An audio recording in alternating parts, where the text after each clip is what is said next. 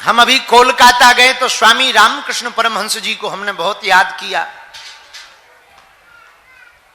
परमहंस जी के गले में, स्वामी रामकृष्ण परमहंस जी के गले में कैंसर हो गया था अंतिम समय में। तो चेलों ने कहा कि आप तो देवी माता से बात करते हो, भद्रकाली से, आप कहो देवी को कि कैंसर ठीक कर दे।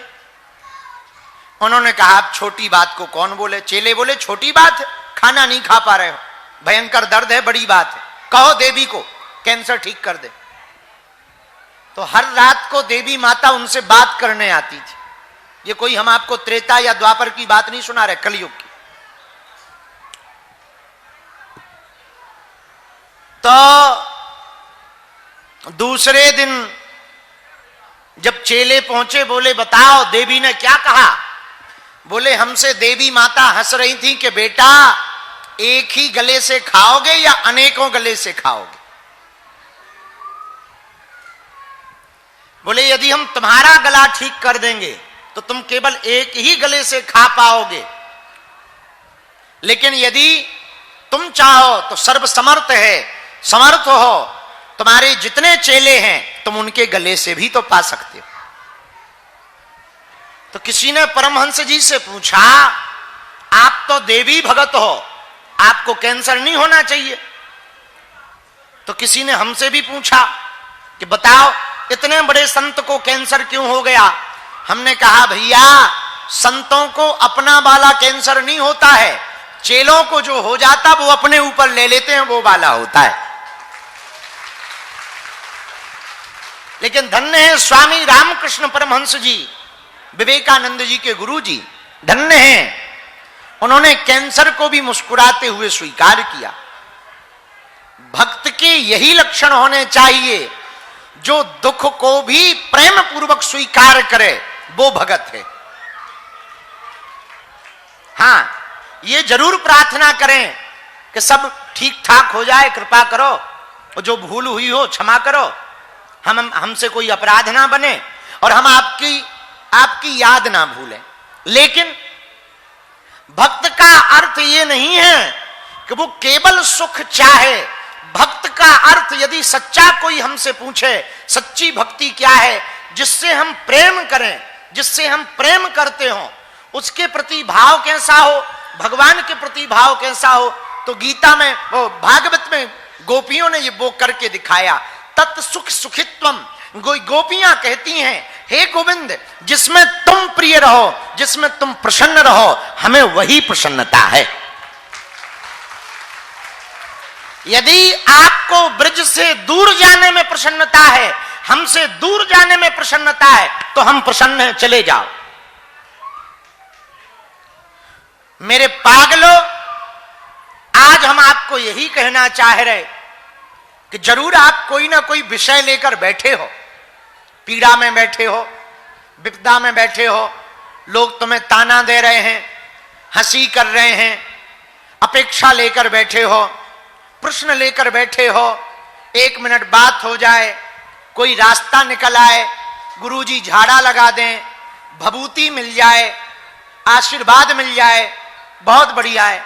पर कुछ लोगों ने हमको कल परसों में प्रश्न किया कि हम बहुत दिन से आ रहे, ना आप मिल पाए ना पर्चा बन पाया। हमने कहा भैया इसमें हमारी गलती नहीं है, हम तो 24 घंटे मेहनत कर रहे हैं, उनकी ही कोई रजा है कि तुम अभी और भजन करो और आओ।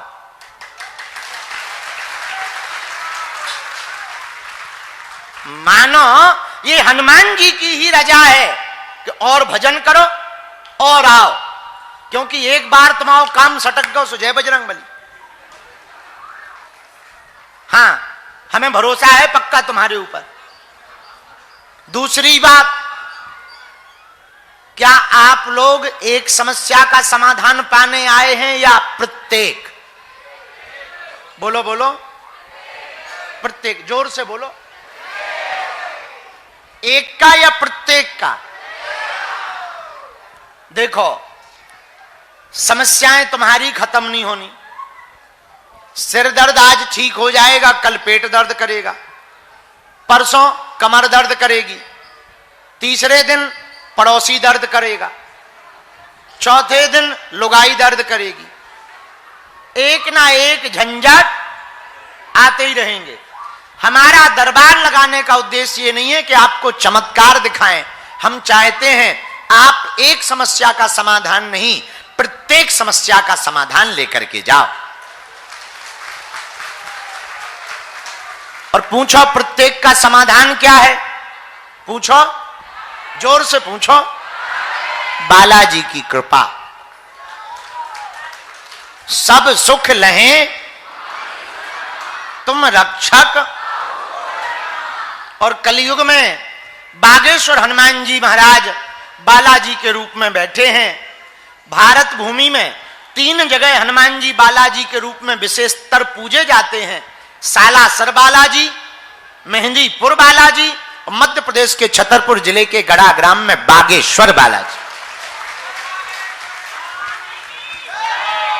हम रहें ना रहें, यदि आप लहसुन प्याज मांस मंदरा बंद करके पेशी शुरू कर दें, महीने में एक बार, 2 महीने में, मंगलवार को सुबह 6 बजे महाआरती में आपका पर्चा बने या ना बने, हम मिले या ना मिले, हम दावे के साथ कह सकते हनुमान जी का नाम लेकर के काम सफल हो करके रहेगा, हो करके रहेगा, हो करके ही रहेगा। हाँ, पर नियम का पालन तो करना ही। अब तुम नियम का पालन ना करो, 6 दिन पियो पौवा, और मंगलवार को करो जय हनुमान ज्ञान गुण सागर भूत पिशाच ठटरी के बरे नक्कटा मूसर चंदा। हैं? तो क्या हनुमान जी घर के अंकल हैं? कुछ पाने के लिए कुछ खोना तो पड़ता है, तो बालाजी की कृपा पाने के लिए उनका होना पड़ता है। और भैया 16 साल हो गए, 17 हमको सेवा करते करते, 16 पूरे हो गए, 17वीं चल रही है। 17 साल हो गए हमको सेवा करते करते। आज तक हमने अपनी आंखों से देखा लाखों लोग यहां रोते हुए आए, हंसते हुए गए हैं। खाली झोली लेकर के आए, झोली भरकर लेकर के गए हैं। हम तुमसे भी दावे के साथ कह सकते बजरंगबली के भरोसे पर, यदि तुम इनके हो जाओगे, हमें भरोसा है लौटकर जीवन में तुम्हें कभी पीछे मुड़ करके नहीं देखना पड़ेगा। बागेश्वर धाम की, बालाजी हनुमान की, दादा गुरुजी की। नमः पार्वती पते हर हर हर हर हर हर हर हर हर हर हर हर महादेव। साधु जी, जो भी जानकारी लेना वो कार्यालय। तो कौन कौन जीवन भर के लिए बालाजी का होना चाहता? कच्चा या पक्का? 2, 4, 10 दिन के लिए या जिंदगी भर के लिए? सोच लो, झूठ ना बोलना, बदल ना जाना।